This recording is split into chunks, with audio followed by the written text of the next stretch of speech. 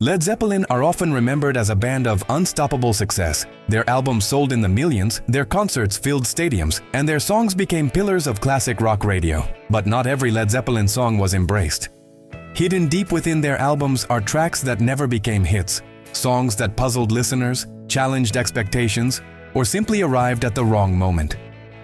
These were not failures in the traditional sense, but they were songs that never connected with the wider audience in the way Zeppelin's classics did. Here are 5 Led Zeppelin songs that, despite the band's legendary status, remained largely overlooked. 1. The Crunge, 1973. Appearing on Houses of the Holy, The Crunge is one of Led Zeppelin's strangest recordings. Inspired by James Brown-style funk, the song abandons blues riffs in favor of clipped rhythms and shouted vocals. Many fans were confused.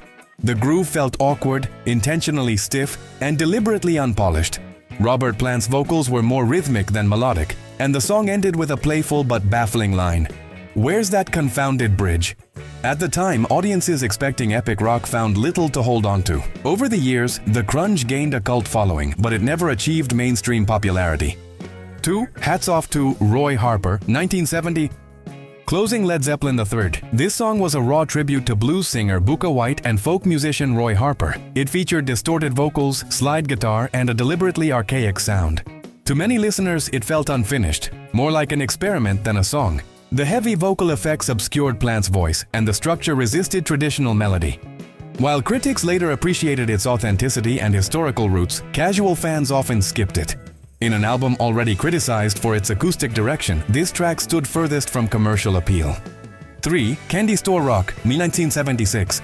By the time Presence was released, Led Zeppelin were under pressure. Recorded quickly and under difficult circumstances, the album reflected tension within the band. Candy Store Rock attempted a rockabilly feel with a bouncy rhythm and playful lyrics. But compared to Zeppelin's heavier work, the song felt lightweight, even trivial. It rarely appeared on radio and was almost never performed live. For many fans, it lacked the intensity and mystery they expected from the band. 4. Carouselambra, 1979.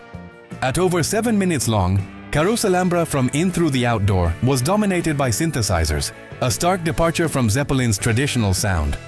John Paul Jones took the lead musically, while Jimmy Page and John Bonham were less prominent. Robert Plant's vocals were buried deep in the mix, making the lyrics difficult to hear. Fans accustomed to guitar-driven Zeppelin were alienated. Though ambitious and atmospheric, the song felt disconnected from the band's identity, and it failed to gain traction beyond devoted listeners. 5. Poor Tom, recorded 1970, released 1982. Poor Tom was recorded during the Led Zeppelin III sessions but remained unreleased until Coda in 1982. By then, the band had already ended.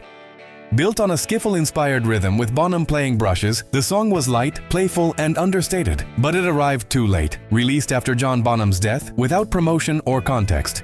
Had it appeared earlier, it might have been better received. Instead, it became a footnote, a glimpse into a softer, more experimental side of the band that most fans never explored. Why these songs failed to connect? These songs were not unpopular because they were poorly made. They were unpopular because they challenged expectations. Led Zeppelin fans wanted power, mysticism, and thunder. When the band offered humor, minimalism, or stylistic detours, many listeners turned away. Yet, in hindsight, these overlooked tracks reveal something essential about Led Zeppelin. They show a band unafraid to experiment, even at the risk of confusion or rejection. They remind us that Zeppelin's greatness was not built only on hits, but on curiosity. Not every song was meant to conquer radio. Some were simply meant to exist. And sometimes it is those forgotten songs that tell us the most about the artists who created them.